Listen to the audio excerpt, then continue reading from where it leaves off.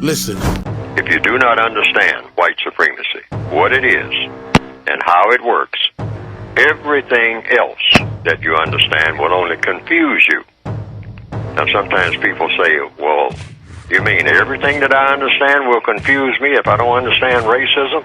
Yes, because racism is the dominant political and religious motivating force among the people of the planet in all 9 areas of activity: economics, education, entertainment, labor, law, politics, religion, sex, and war.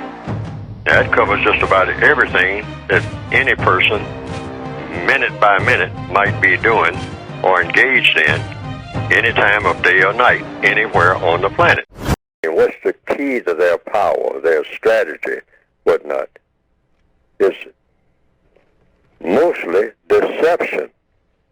So, if you can deceive people or confuse people, deception is for what? To confuse people. Confuse people for what? So that you can better control them. Because people who are confused can always be controlled by people who are not confused. Mm-hmm. That's a universal law. So the white supremacists look at a very powerful force called sex, and they say, we got to confuse these people because they're getting smarter now in the field of education, in the field of economics and whatnot. They're slowly, not very fast, they're not doing it, but the darker people of the world are kind of waking up to figuring out a little about how to use time and energy in a way that works best, because they haven't been doing it like forever. And so that comes under economics. And they're getting better educated slowly, They're expanding their minds, getting away from just narrow tribalism and just strutting around all day talking about how great I am in my tribe. They're breaking out of that and getting a universal view, some of them, a few of them, whatnot. So we have to contain them. So if you can't do it by brute force, which we can do it that way, but that's not the easiest way to do it. The easiest way is to confuse them. And so we look at the 9 areas of activity: economics, education, entertainment, labor, law, politics, religion, sex, and war. And in those 9 areas, you pick out maybe, religion is pretty powerful, all right, but that's getting to be real chaotic. So when it comes to non-white people, we'll look at what's right next door to it in alphabetical order: sex. Okay? So, hey, if we can confuse them sexually, we can contain them and dominate them, at a very, much easier than we could through any other area of activity, with the possible equal level of religion. But if you can confuse the people that we want to dominate in religion, and you can confuse them in sex, or you can confuse them in both, oh man, that's a huge bonus right there that can last forever. And ever and ever and ever. All you have to do is just maintaining it, and just keep that pace up. Because sex is a very powerful thing, and religious beliefs are very powerful things. So you watch people and see which way they go. And if they're all into religion and whatnot, get control of their religions and slowly steer it the way you want it to go. See, that's the white supremacist strategy. And sex is something that everybody has, even people who don't have much of a religion. They have sexual drive. Most people have to have that in order to be people, in order to keep the populations coming, right, and all like that. So the white supremacists said, hey, we can't neglect that. This is a gold mine. So what we're going to do, we're going to confuse them sexually more than we're confusing them in any other area of activity. And we got to go all out for it. And we will spare no expense in doing so. And we will knock anybody down who else, it looks like they're going to oppose it. because we're going to say it makes more sense than anything that you have ever heard. This is wonderful for you black people.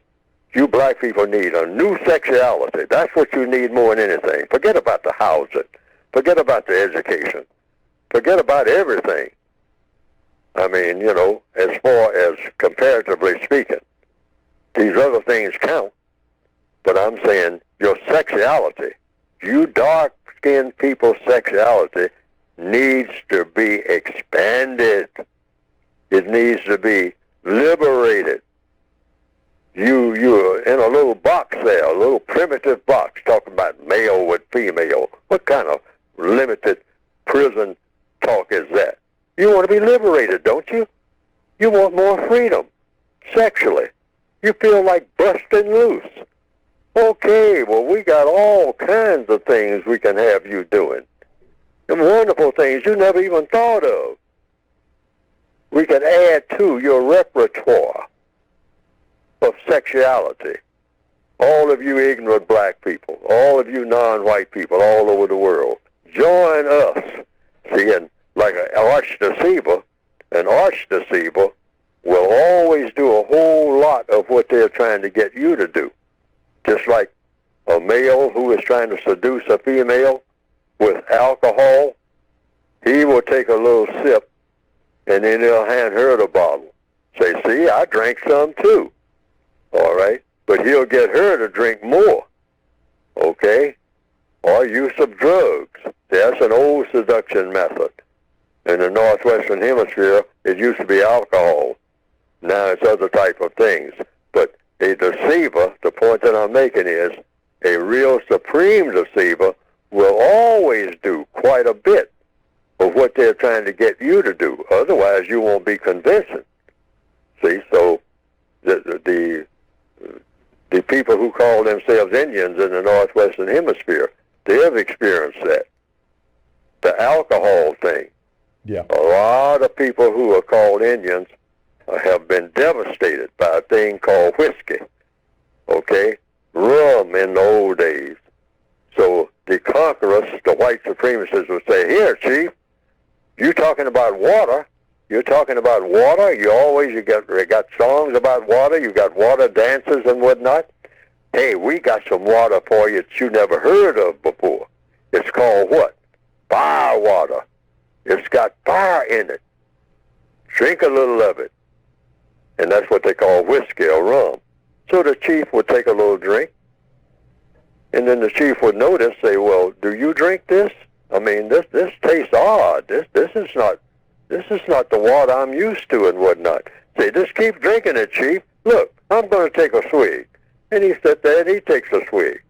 You know, here it is, Thanksgiving Day, take a swig. We are Thanksgiving.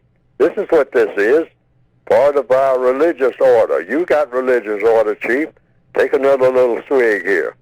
Next thing you know, the chief is dead drunk up under the table, and he has signed away his whole tribe while he was drunk. But the white supremacists, they were drinking too, but they ain't drunk. They're doing the same thing with sexuality.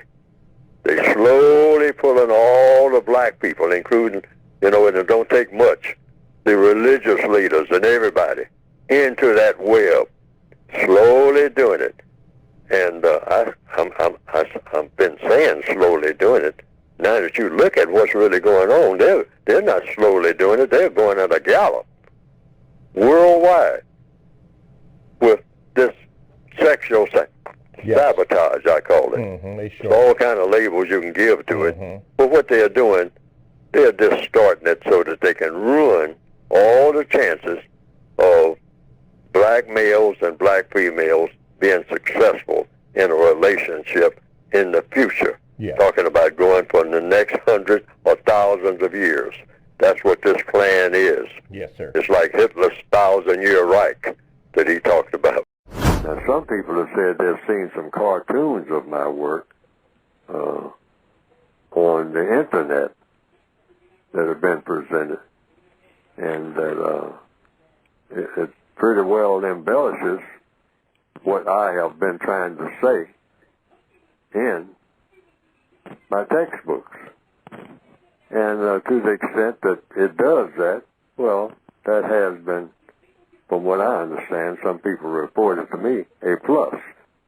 Because they didn't understand what I had written very well, but when they saw those cartoons that just repeated what I was saying and attaching my name to it, and came right out of the book, the material did, they say that they better understood it. And I can understand that because people are kind of visual, particularly in the year 2021 now, more visual than ever.